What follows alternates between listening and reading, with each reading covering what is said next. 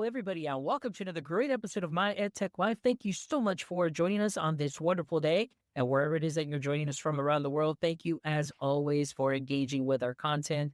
We appreciate all the likes, the shares, the follows, the comments, the feedback.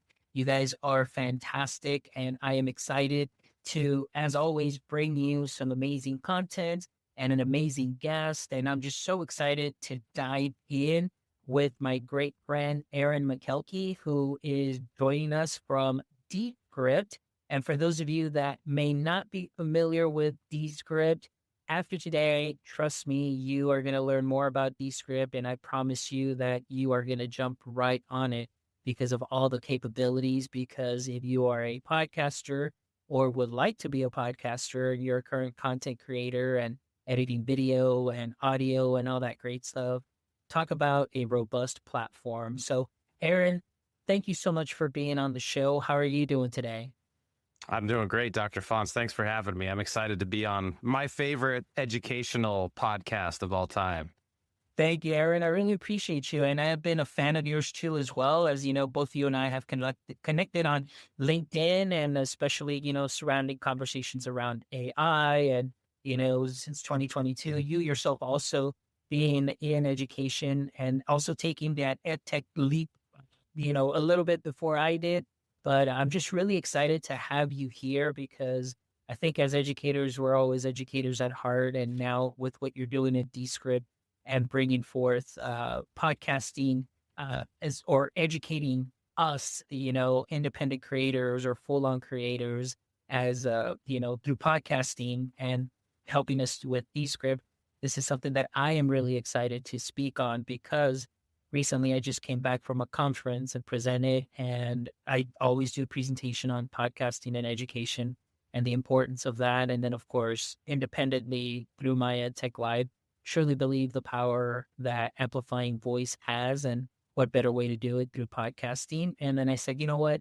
I need to reach out to somebody that is already in that space, such as yourself. So I'm extremely grateful for your time today as we get to learn a little bit more about you and the work that you're doing. So, Aaron, for our audience members that may not be familiar with your work just yet or haven't connected with you, which I promise after this episode, I know that they will definitely jump on your socials too as well and follow you after all the great stuff you'll share.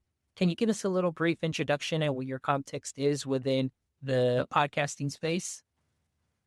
Yeah, I actually got started because I was trying to pitch a friend on he should start a podcast. And he said, I don't know how to edit, record. It's too much work. And I actually started my own just to learn not to get sponsors or make money or care about anything other than just getting reps.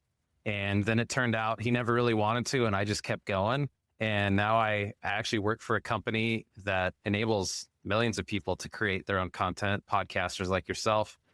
Get to learn from them, teach them, help them. I do community and developer relations marketing for Descript, but basically I help people learn how to use the tool.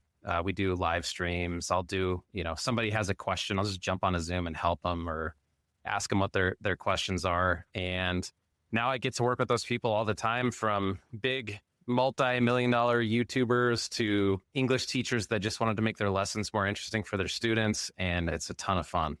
That is wonderful. And that's what it's all about, and I think, there's just something about both you and I and very similar. And we just love to help and connect people and, with whatever project it is that they're working on and seeing how we may help their workflow and things of that sort. So it's fantastic that, like you said, you just started because you're pitching somebody on it. You got your own reps in, and now you get to work with Descript, which, by the way, I have been using probably since late 2020 when it first came out, and it has made my workflow so much easier. And I honestly think that I'm going to be 6 years old, or the podcast will be 6 years old this April, and having a tool like Descript that can help your workflow is probably something that is great, because as we know, a lot of podcasts may fizzle out after, maybe episode 7, episode 8.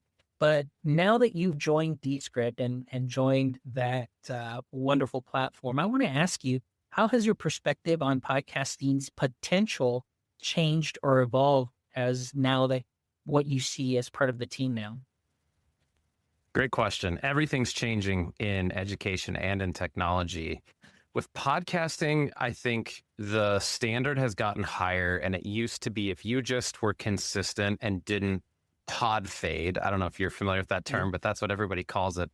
I got 3, 5, 6 episodes in and too much work, didn't make money, didn't get the downloads, and I quit. If you could just not do that, you would make it. And with the tools that we have now, it's never been easier to record and edit your own podcast. And everybody thinks that. But I'll tell you the story of the first podcast episode I recorded for myself. In class, one of my students said, download this app on your phone. It's free. I downloaded it. I talked into my iPhone 14. I hit upload. Now, it wasn't good. It wasn't polished. With a free tool in about 10 minutes, I had a podcast episode that anyone could download from Spotify.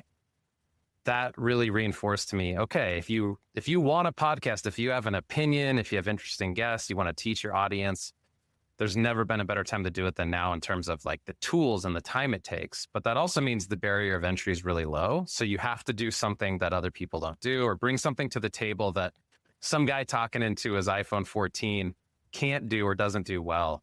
And that could be an interesting format. That could be an interesting topic. And the other one is, I think people that never thought, oh, a podcast would be a good solution for me are realizing it's actually great. So I'll give the example of somebody who does coaching in a school district. If they're a district technology person, back in my day, they would send email newsletters, 3-4 page long PDF, probably mostly text. And I go, that person should have a podcast. Your district should have a podcast for PD, because you're going to give the trainings anyways. Why not talk into a mic or just wear one and record it? Businesses come up with podcasts and realize SEO wise and finding our ideal customer profiles through a really specific podcast topic, not 1 million downloads, but 1,000 of the right people who want to hear that conversation. So it's almost like there's a new world open to podcasters that didn't exist 2 or 3 years ago. Cool. No, and I agree with you on that. It's just a couple of things that I do want to pull the string on that you did mention, and especially there towards the end, building traction. Many times, I think as a podcaster, when I first started, kind of like that pod fade was kind of coming in because immediately you start looking at numbers and you start looking at downloads and you start looking at everything like that's going on social media, and you can wear yourself thin on that. But I love one thing that you just finished saying right now, that as a business, yes, you may not have the 10,000, 100,000 downloads, but all you really need is maybe one download of the right person that's listening to your podcast that can make a huge difference. So I want to ask you, Aaron, now that you're on that site where you get to work with multi-million-dollar companies and so on, I know that when I've reached out to companies for sponsorships and so on, it's always, well, I want to see your downloads and I want to see your numbers. Has that perspective changed, or is it still that numbers and downloads game, or is it almost more like, okay, this person is really niched down to the audience that we need, and yes, we can see that there is some great fruit that we can reap from this episode?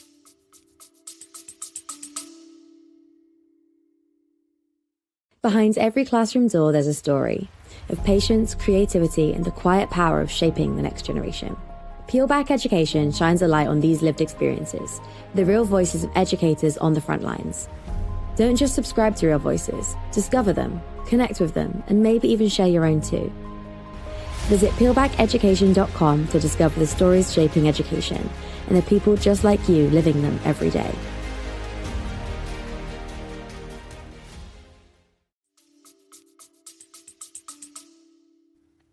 It depends on the company. I see both directions. One is the old way. So YouTube is all about how many subscribers do you have.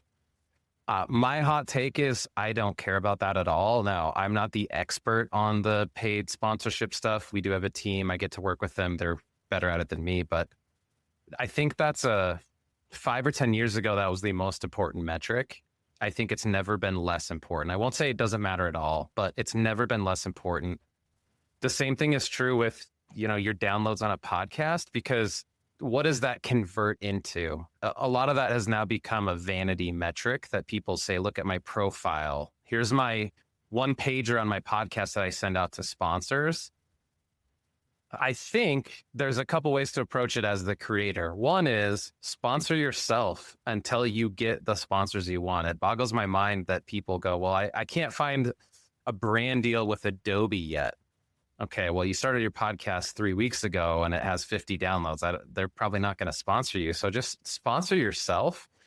Another one is there are networks, just like TV networks, where people can buy an ad or get a sponsorship that goes across a similar topic of podcasts. So for example, I have a friend who has a podcast network with 35 to 40 education focused podcasts. Well, if you get into his network, it's a small slice, but you're going to have sponsored content on your show.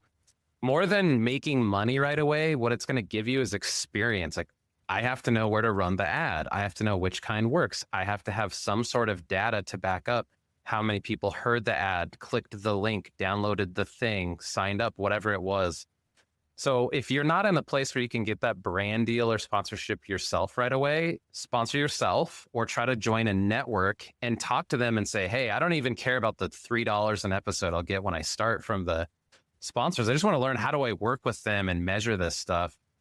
And I think another one is maybe sponsorships aren't the right way to approach it right away. I just had a conversation the week before we record this episode, Dr. Fonz, where an EdTech startup wants to do a podcast. And I was talking to him about, how are you going to measure if this was worth your time? And they said the same thing you brought up, downloads, clicks. And I said, I would challenge you to think of it this way. Those are a great byproduct. Yes, you want those, but they're going to happen organically. What you should focus on is have the right conversations with people on your podcast as your guests. That's your real audience. And then you just happen to publish it to Apple and Spotify and everywhere else for whoever else wants to listen, but bring in who you want to work with as a guest and build trust with them. And that's going to pay way bigger dividends than a $50 sponsor you're going to get on your podcast episode when you're first starting. So just being creative in how you use it to market is, I think, going to be way better than waiting for a big brand deal to come through, especially if you're new or small. I love that. And, and that's something that I hear oftentimes. It's like now even smaller creators can get those sponsorships. But again, going back to what you're saying, it is something that's going to be difficult and that you're going to have to work on for a while, because it's not like, maybe 2 episodes in, you can't expect something, somebody big already saying, okay, I'm going to go ahead and pour this much amount of money. And I think that for a lot of creators, and maybe like you said, on the creator side is, for that income, that side hustle, you want to work and you're that consultant, whatever business you may be in, that would be something that it's like, okay, I have some income here, but you're still going to have to work for it just to make sure that also you want to work with the right company and you want to make sure that it's a good fit and not just take anybody's money, because at the end, now you're tied to that company in some way, shape, or form. So I know I've learned a lot of things in the past, going on 6 years as far as sponsorships are concerned. And I must add that your advice that you just gave right now, I think was probably the best in inviting those companies or inviting, those entities that you would love to work and collaborate with. And like you said, the importance of building that trust, that's how you build, those sponsorship opportunities that can land you, a long-term deal, as opposed to, hey, I'll pay you $250 for, 5 episodes of you just putting me as in a mid-roll or something like that. You're going to get more out of that in the long term. So oftentimes, maybe, people just want to play the short game and just take whatever they can get right away. But then I think that also causes some burnout there in that sense, because now, like I said, it's short term. You're working a little extra, as opposed to let's do long term, pace yourself, a couple of episodes, a whole season, depending on how long your season is in. But the relationship aspect that you mentioned, I think, is the most important. So I kind of want to ask you now, hearing so much about podcasting, not only now you work with multi-billion-dollar businesses, you work with small creators, and of course you do a lot of the YouTube, which is kind of often geared for us smaller creators. But from your vantage point at Descript, what is the surge in podcasting?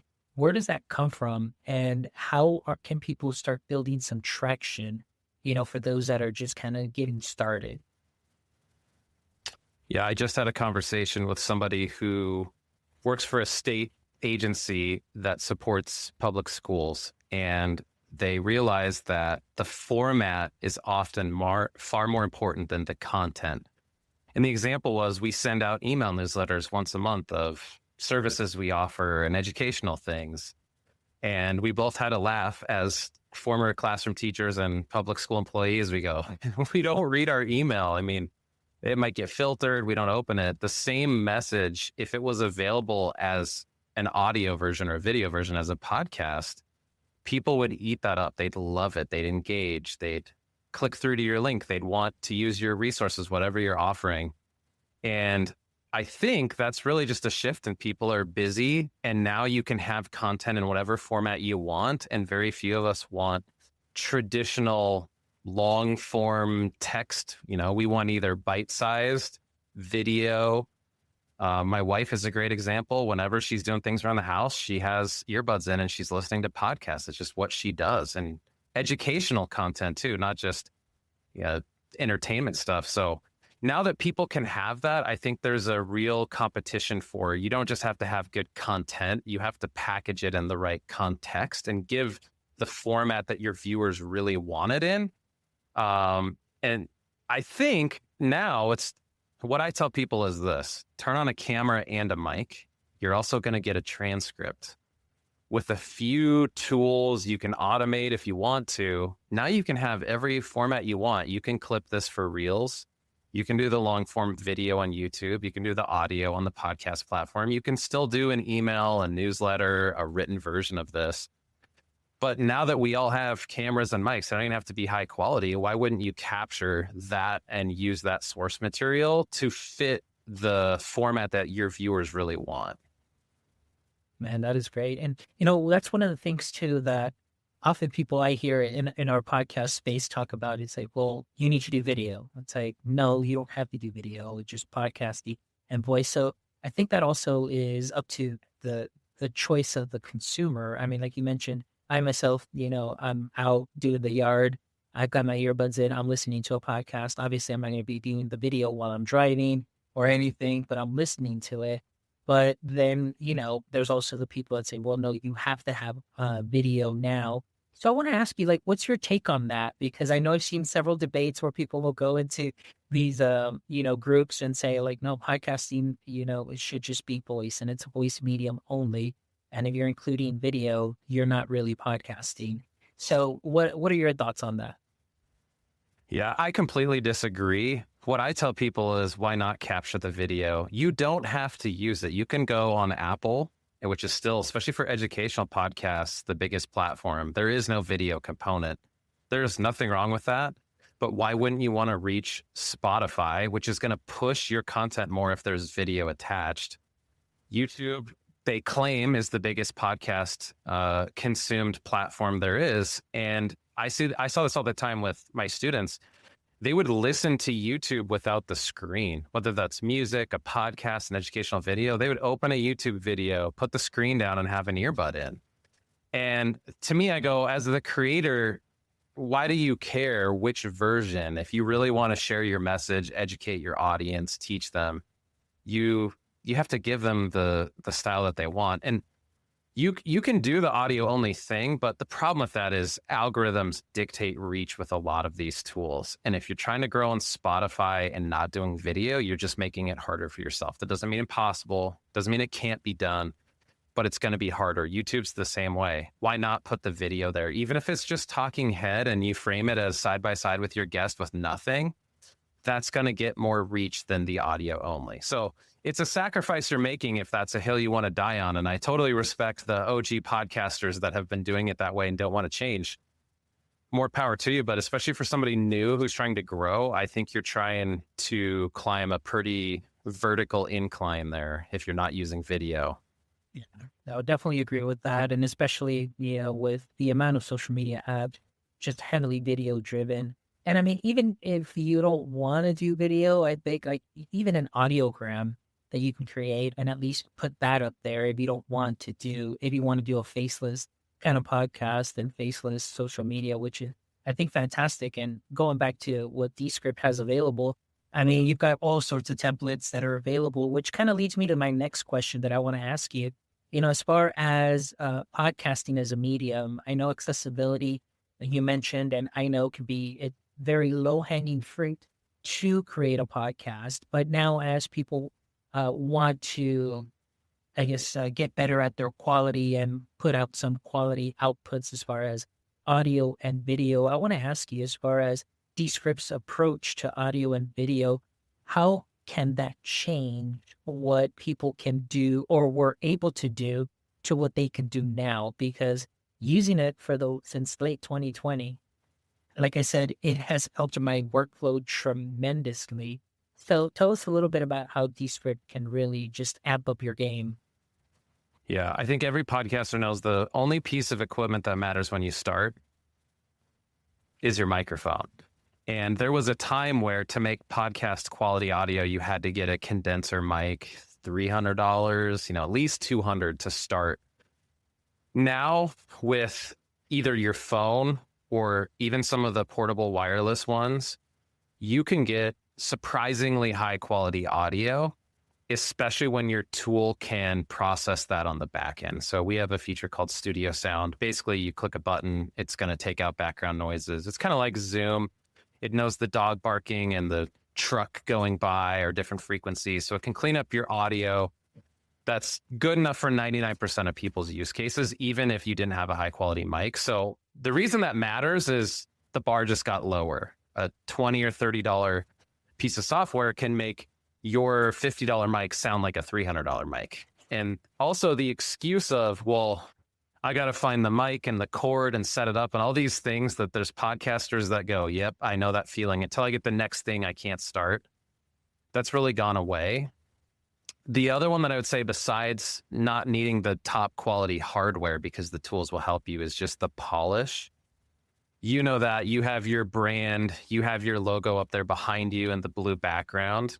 With a tool like Descript, you can save a layout and basically say a logo, a blue to black gradient, however you want it to look visually. If you're putting captions on your clips, if you want to put a little title card that says your name as the host and my name as the guest, whatever it looks like, you can save it as a template essentially. And people have this idea that, whoa, every podcast episode, Dr. Fonz has to go in and drag this thing and make it blue and click that button. And there's other tools that do it too, but ours is really good at this, and I've used it the most. You just say, oh, I have a layout called 2-person podcast. Click it. It pulls the camera feeds in, it frames it, it puts the speaker based on the transcript that has my name already as the speaker. It auto-populates the text field.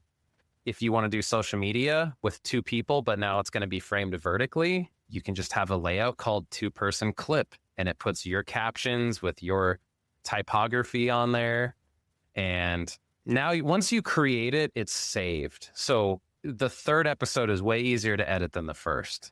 And the 5th season, the only time you're changing stuff is if you just want to tweak it and update it, maybe adding like a sponsor logo or running a different ad. And the groundwork that you do to make it look good is so easily repeatable now that you can make it look and sound great without fancy hardware or a ton of editing skills, because there's also pre-made templates. If you don't know how to make your podcast look good, pick a pre-made one and put your logo and colors on. It's going to be good. It's not going to be bad.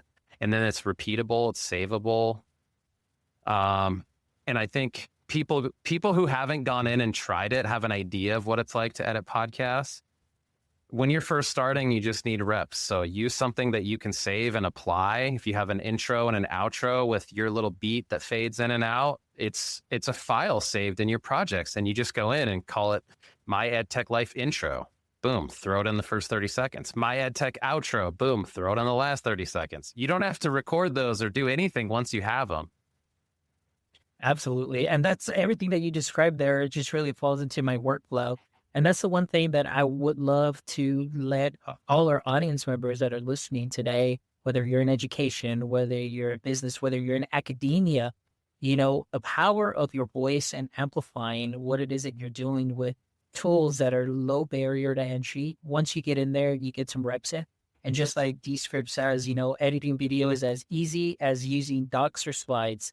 I mean, going in there, and taking, like, if you've ever edited a Google Doc, what you see is what you get, you delete, and so on. The same thing that's what I love about Descript, that you see your whole transcript. If there's something there that you don't like, you can do a strike through and it'll go ahead and just play over that, or you can delete, and it just makes it that much easier. But going back to the tools that you were telling us, tell us a little bit about Underlord, because you described a lot of the things there, the AI tools, which are going to help definitely your voice. They're going to help, be able to create some clips, and that, again, going back in there and taking this episode that'll be maybe 45 minutes, 50 minutes long, and then just telling Descript to say, hey, I need you to find me 50-second clips or 45-second clips. I love that I can control that, and then give it a prompt, and then it's going to find the spiciest Aaron Makelky clips that I can go ahead and put out, and that's what I love. So, but tell us a little bit more about what Underlord can do for our users. Yeah, I think the best way, especially if you're new and not a career video audio editor, is actually use it to discover things, not to do things for you. I'll share this example. I am embarrassed how many hours of podcasts and video that I edited without using markers. Markers are basically a text label on the transcript that nobody sees once you publish it to Spotify or YouTube. And I was using Underlord before I even worked for Descript, and it kept putting markers on the project. And I would ask it, there's a chat window, just like any LLM. And I said, okay, like, what is a marker and why would I use that? And it explained things like chapters, changing topics, or just being able to refer back to places in your transcript easily without saying 12 minutes and 5 seconds. Maybe at 12 minutes and 5 seconds, you tag it and say, Dr. Fons asked the question about microphones. Oh, now it's really easy to zip back there, but it's also really easy to give context to a tool, like an AI tool, if you wanted to do something at that marker. So it was actually teaching me a feature and a tool that I probably should have been using, but because I wasn't a real pro, I didn't know. And now I use that all the time because of the example that it gave and the explanation. Some of my favorite uses of it are just finding clips. The first thing that I do, I'll drop in a project. So say one of your episodes is 45 minutes long, and I'll just say, find 5 clips of the best ideas my guest had that are all self-contained and under a minute. And you can do a layout, like a vertical TikTok, Instagram reel layout with your style on it. But then you could also find what's one of the best back and forth moments. So it can tell in the transcript, Dr. Fons, Aaron, Dr. Fons, okay, find a little conversation that fit under a minute. Give me 3 clips of that. Oh yeah, and the question about getting a sponsorship in 2026, find that too. And because the AI tool can refer to everything in your project, you don't have to go back and scrub through a timeline. You don't even have to go back and scroll through a transcript. It can go through and say, here's the clip, here's the clip, here's the clip. I'm not posting those without looking at them. Just like we all know with any AI tool, the human is going to be in the loop somewhere between asking it to do the job and hitting publish. But here's what I find. In the time it takes me to review those 10 clips, I'll probably find 5 or 6 good ones I use. And it's way faster than if I went through manually and found the good 5 or 6 clips myself. Plus, they're all set up. Another one that I love is text interacting with your transcript. So it's really hard to build an AI tool that can interact with video. It's not perfect. It's getting better all the time. But it's really good at interacting with your transcript. And something that I was guilty of is take a clip, put the captions on there, but the punctuation, the spelling, sometimes there's a double comma in there. And you have to go into the transcript and say, change this, delete that, not mess up the video that's associated with it. Now what I do is I point Underlord. So say it's a 40-second clip. And I say, just clean up the transcript so it's formatted and punctuated for captions on socials. And in about 5 to 10 seconds, it's going to clean up punctuation. It's going to put apostrophes in there because the auto captions, even if you're using a different tool like CapCut and you watch things on social media, the captions are very poorly written. Sometimes it's the wrong there or the wrong to, or it spells someone's name wrong. Well, Underlord knows how to spell Alfonso and Aaron because it's labeled in the speaker, and it'll go through and just go boop, boop, boop. I cleaned up all that punctuation and spelling for you. And it just turns into the low-level editing grunt work that you don't want to do on a Sunday at 8 p.m. You just want to get your podcast ready to publish. Lovely. And that's fantastic. I mean, everything that you said there, for anybody that is interested in podcasting, I highly recommend Descript. And of course, you're hearing Aaron now be able to share with you the types of tools and of course, the way that the platform can work to make things so much easier. Because as we know, I think one of the biggest bottlenecks is always the post-production. Now, I know I've seen a lot of people out there that are still like, well, here's the easy way of doing it. And they're showing, and the free way, I guess you'd say, in the sense of using Audacity. And I was like, oh my gosh, to be able to go and read those WAV files and cut and do all of that without seeing, no way. There's no way that I can do that after seeing what Descript can do and just taking that transcript and just deleting things that I don't need from that transcript and just cleans it up immediately. So it'll clean up not only my audio, but it's going to clean up my video. I'm like, this is it. So tools like Audacity that are out there, although they do serve a purpose, and if you're just starting and you want to get an idea of how, podcasting works and maybe doing some editing, it's great. But I highly recommend you do move to a video editor that works with the transcript, and it just makes your life so much easier because, again, you don't want to burn out. Like you said, it's Sunday, you want to get your podcast out by Monday. I mean, you're talking about hours upon hours of editing there through Audacity and reading through WAV files. And it's like that becomes very tedious for sure.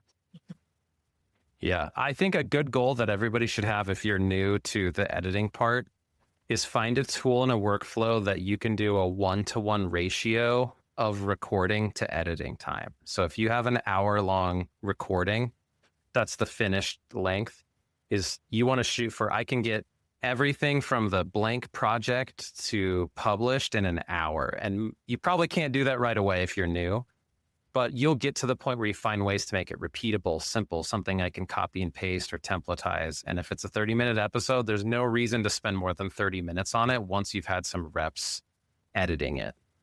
Perfect.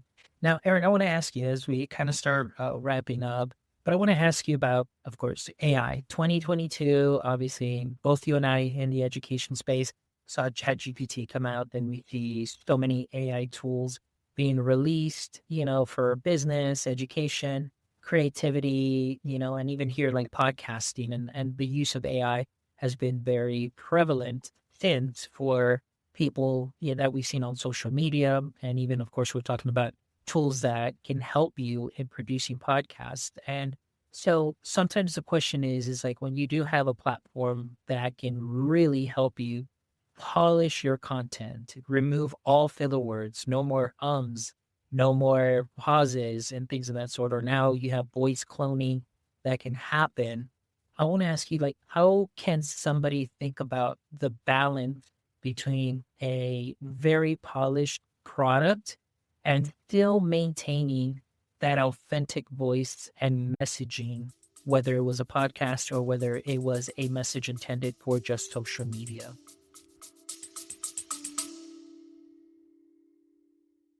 Howdy, y'all. It's Farmer Fobbs from Book Creator. Now listen up, partner. If you're wrangling lesson plans and trying to keep your students engaged, I got just the tool for you. Now remember, every student and teacher deserves a yeehaw moment, and Book Creator can give you just that. Book Creator makes it easy to get your students creating, collaborating, and sharing their ideas all in one place. Book Creator turns any classroom into a digital frontier, whether it's interactive notebooks, portfolios, or good old storytelling. Now, did I tell you it plays nice with all the other favorite apps? Egg smash it. I mean app smash it with Adobe, Google, and much more to take creativity to greener pastures. So saddle up and give it a try. Use promo code MyEdTechLife for a 3-month special treat. Yeah, that one's evolving.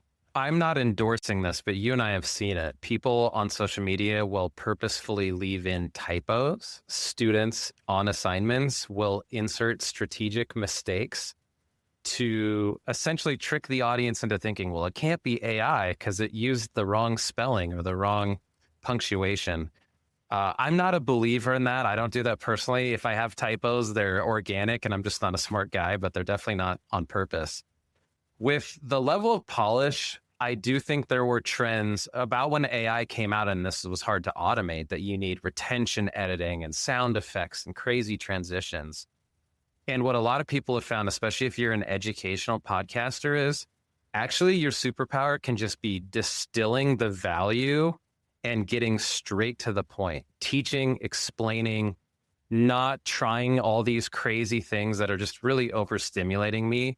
My personal preference, I love podcasters and YouTubers that are kind of boring, but they're no fluff direct. Just tell me what this is going to be about, then explain it, and then tell me what you told me. If you can follow that formula without all the crazy fluff, you don't need flashing lights and crazy transitions and sound effects. That used to be a thing. I think that's dying out. And now there's just, if you can really condense an idea and give us the best explanation of it, there's a ton of value in that.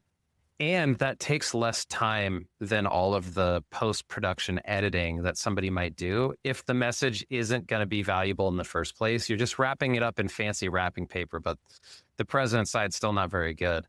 And what I do, like when I edit my podcasts, I leave in filler words, and it's always a conversation I have if there's a guest. Do you have a preference?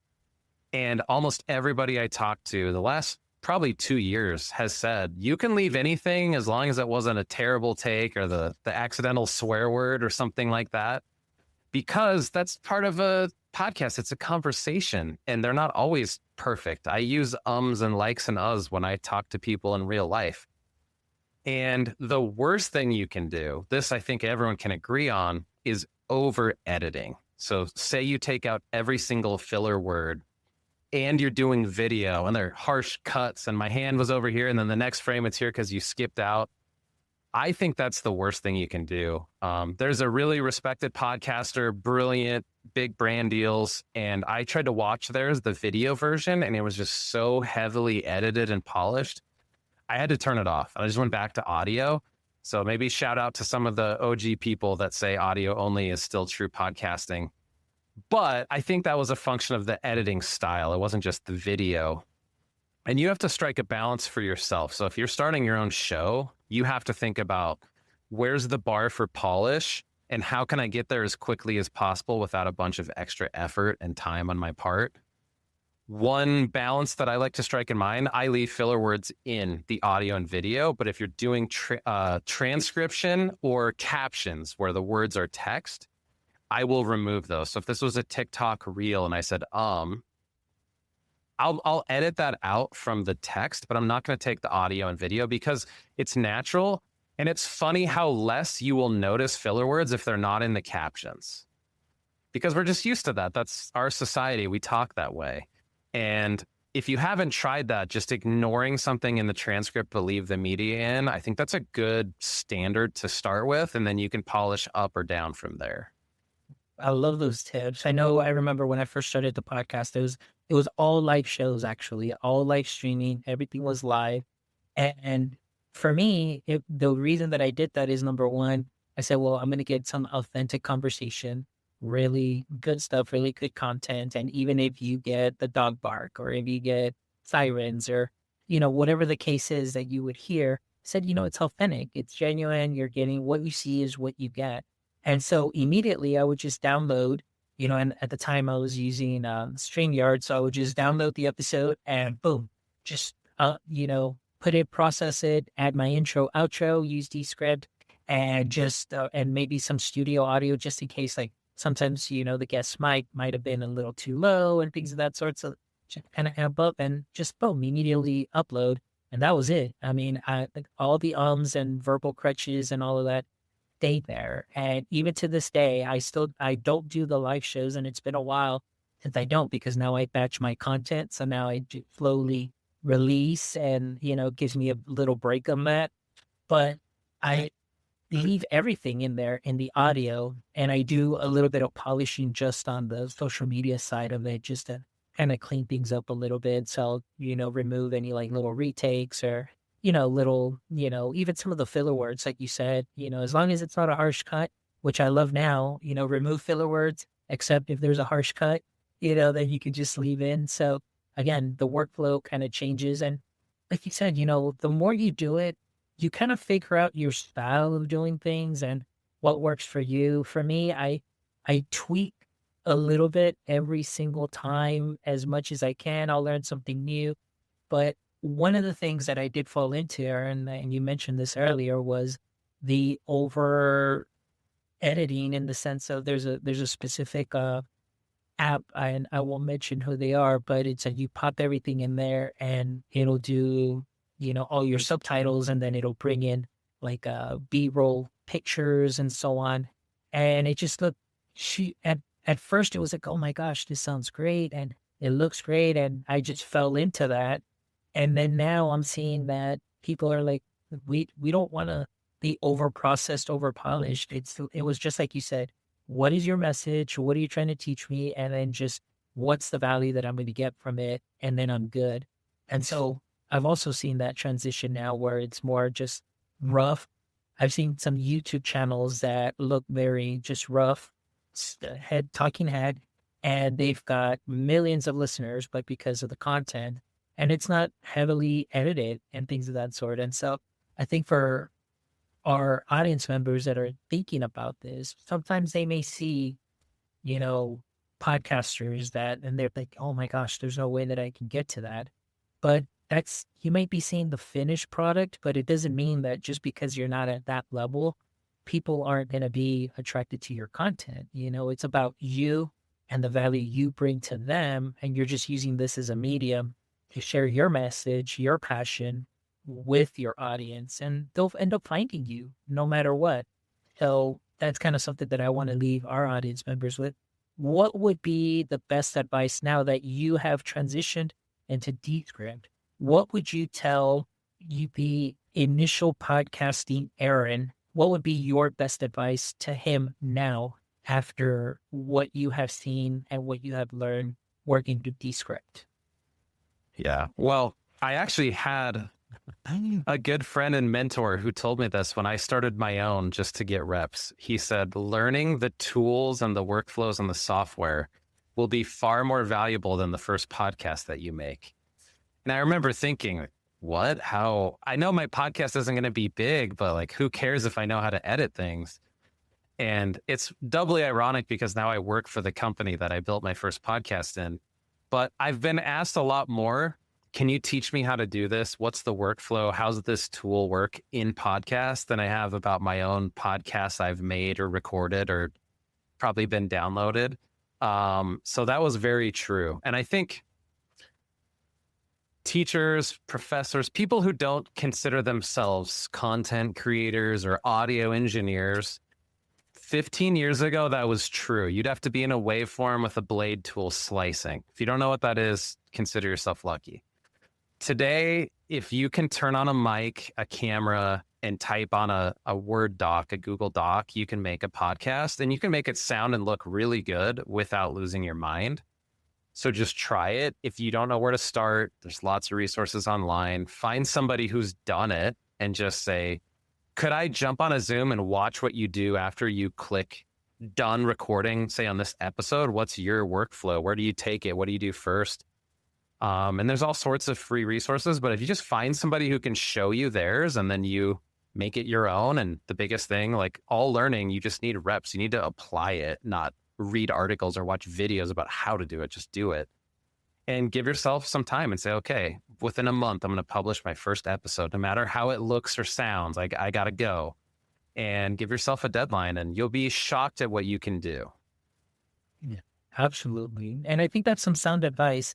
Like you said, it's all about getting those reps in and finding a platform that you're going to be comfortable with. And I know we've been talking about Descript a lot, and I highly recommend it. Like I said, it's been what I've been using probably going on 6 years now, and I've seen the evolution, but also how it has helped my workflow. And also as a team of one, oftentimes I get asked like, who does your video or who does this? And I was like, hey, you're looking at them right now. You're looking at the CEO, manager, and janitor, all in one right here of my EdTech life. But again, to be a one-person team and to be able to put out content the way that I've been able to put out content, I mean, again, learning the tools is definitely going to be the best way to start first. And then once you dive in and you figure out that workflow, oh man, it just makes it that much easier to be able to amplify educator voices, amplifying guest voices like Aaron today, who joined us. And so I'm really excited about podcasting, where it is now.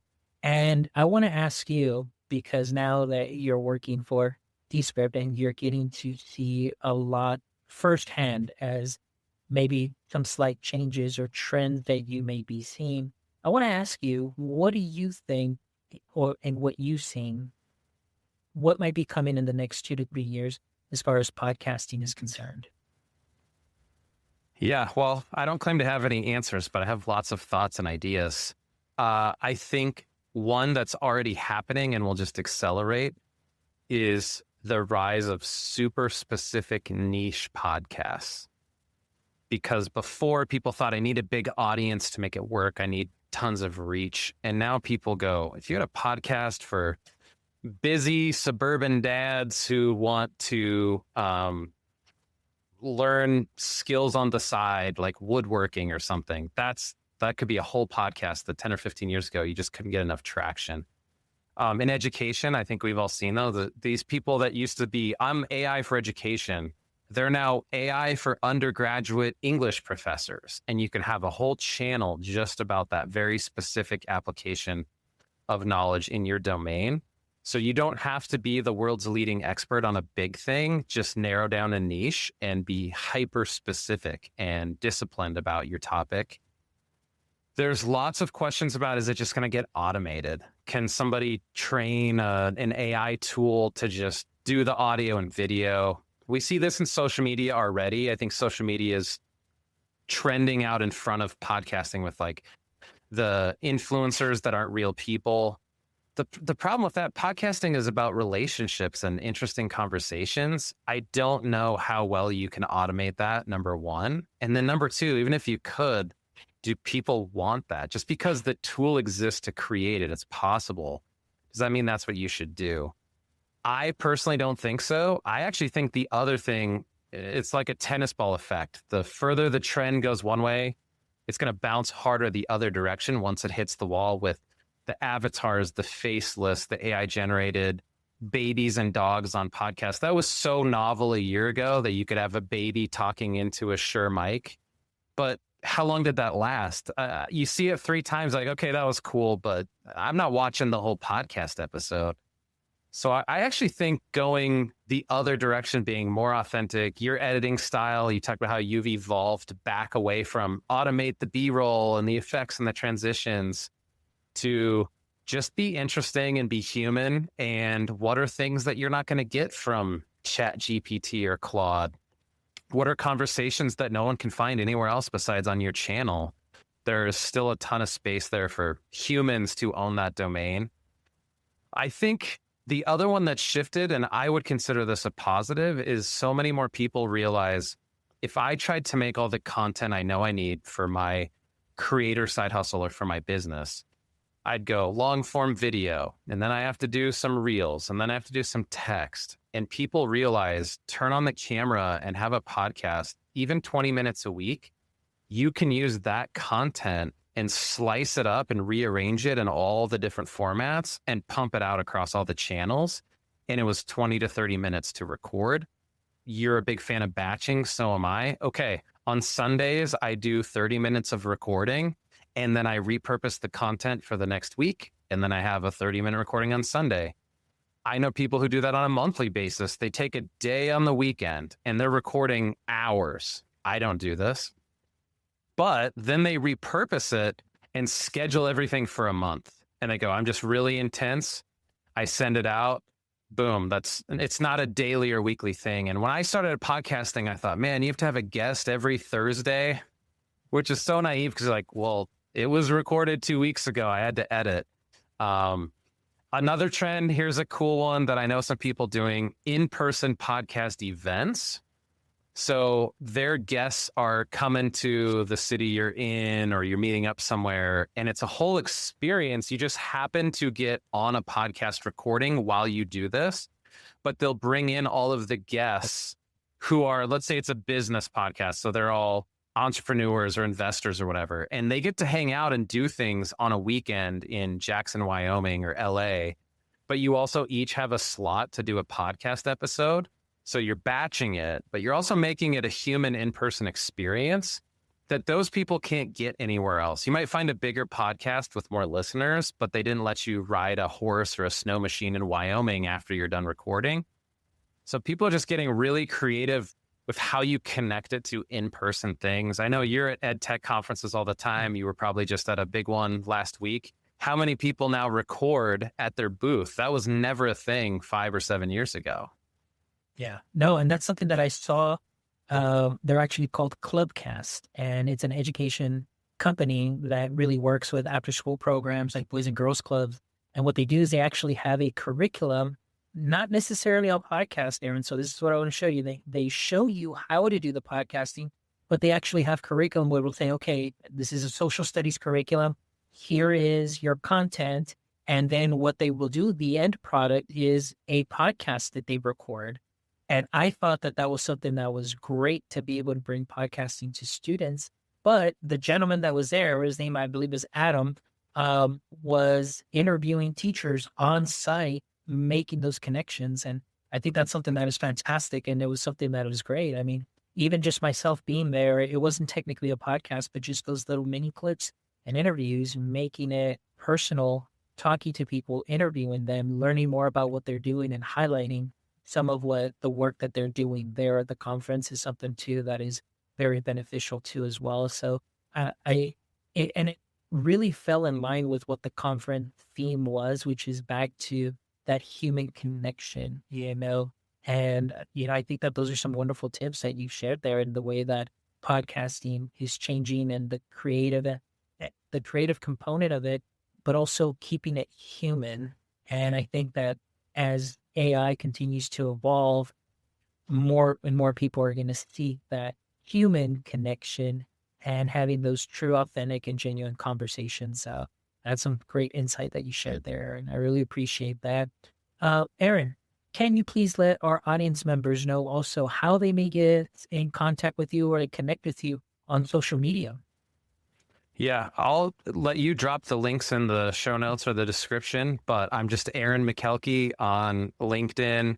On Twitter, I am the Aaron, TheAaron. I actually got my start on TikTok. That was like my creator starter drug, partially because my students said, oh, if you're going to start making content, just start there. It's really easy. You can do it on your phone. And it grew a lot. The first year I did a video a day. So I had probably about 400 videos in a year on TikTok, and a few of them got some views. So I learned a lot there. But LinkedIn is probably the best place. My website's aaronmakelky.com, AaronMakelky.com. But yeah, I appreciate you having me on, Dr. Fons. I've been on, back when you were a live streamer, I was on a bunch of your LinkedIn lives listening to recordings just like this one. And a good example of the human connection, you've had this happen hundreds of times. How many people do you send a link to and say, your episode is live?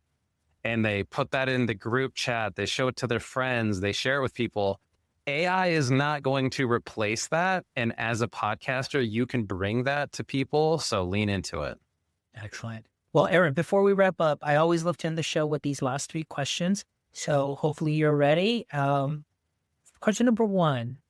Every superhero has a pain point or weakness. And we know for Superman, kryptonite was his weakness, and just weakened him, the way that goes. So I want to ask you, Aaron, in the current state of AI, just AI in general, what would you say would be your current AI kryptonite? For me personally? Yeah. Yeah. That's a great question. I think all of us have heard of this concept of cognitive decline. It's kind of like what word spelling checkers did to our ability to spell 15 or 20 years ago, where we're just like, oh, that's automated, I don't have to worry. If you haven't tried this, I actually just did this 3 days before the recording. Try to do your normal tasks or day jobs, even if you normally use AI, on your own. And it's a struggle. And I think there's definitely the idea that if you outsource too much of your thinking for too long, you lose the ability to do the original thinking yourself. And that is a dangerous thing. That's probably my biggest kryptonite is I'll automate certain things and then not go back and rehash them manually, I guess is the term, like all human, not machine. And so it's a good practice to engage in periodically, even if it's just to remind yourself, wow, I used to do this all by myself and it's really hard and takes longer than it does when I automate it. Great answer, Aaron. Thank you so much for sharing. Question number 2, if you could have a billboard with anything on it, what would it be and why? Wow, I've never thought of this. I do tell people all the time, especially now that I work in marketing, is the content about the billboard is always more valuable than just the eyeballs you get on the billboard. So you have to use it strategically, like make a video in front of it or make it so outrageous that people tweet pictures of your billboard for you. For me, one of the things that I've really been reliant on in my own life the last year and a half is just human agency. And there are lots of concerns and negative side effects and even intentional things from AI and technology. I'm the first to admit all of those. But one of the great things is if you're a person who wants to do things and make things happen, it's never been easier. So we talked about podcasting, but it could be building a website. It could be getting a college degree. It could be starting a business. It's never been a better time to be a human who has high agency and you own decisions yourself. You don't make excuses or say that can't be done. You can really do things that would have been impossible with teams of 20, 2 or 3 years ago. So I think I would do something about just being a high agency human. Like the internet version of that is you can just do things. I think we've all heard that on social media, but it's really true. I would just frame something about agency. Like if you have an idea, you can make it happen. Don't just let it be a daydream. Oh, I love it. Actually, that right there, that last thing that you just said, that could be the billboard right there. I love that. All right, Aaron, and the last question. All right, I'm always curious with all my guests. If you can trade places with a single person for a day, who would that be and why? Does it have to be present day and they're still alive? No, it could be anyone. And so I just want to know why. Yeah. I was a history teacher. I still consider myself a historian at heart. So I always tell people my history teachers have bro crushes. We're all into certain civilizations or we all have favorite presidents. I was more of a world history guy. So my top 3 interesting, not saying good people, but just interesting figures in history are Genghis Khan, Napoleon Bonaparte, and Marcus Aurelius. I would be more than happy to hang out with any of them for a day. I think I would like a yurt. You wouldn't have a mortgage. You don't have any plumbing that could leak if you live in a Mongol yurt. You could just pack it up and move if you don't like the weather. So I think I'd hang out with the Mongols. There you go. Great answer. I love that. And still that historian at heart. That's wonderful, Aaron. Well, Aaron, thank you so much for being a guest on my EdTech Life today. And I know like you and I go way back connecting on LinkedIn. And I am so excited for you and your new role with Descript because honestly, it is a wonderful company, wonderful platform. Like I mentioned, for all of you that would love to start a podcast, and we'll make sure we drop Aaron's information in the show notes, but also a link to Descript so you can go and check it out for yourselves as well.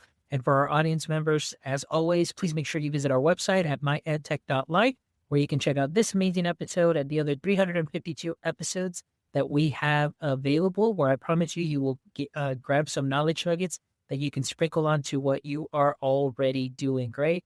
And a big shout out to our sponsors, Book Creator, EduAid, and Peelback Education. Thank you so much for believing in our mission of bringing some amazing conversations into our space to continue to grow personally and professionally as well.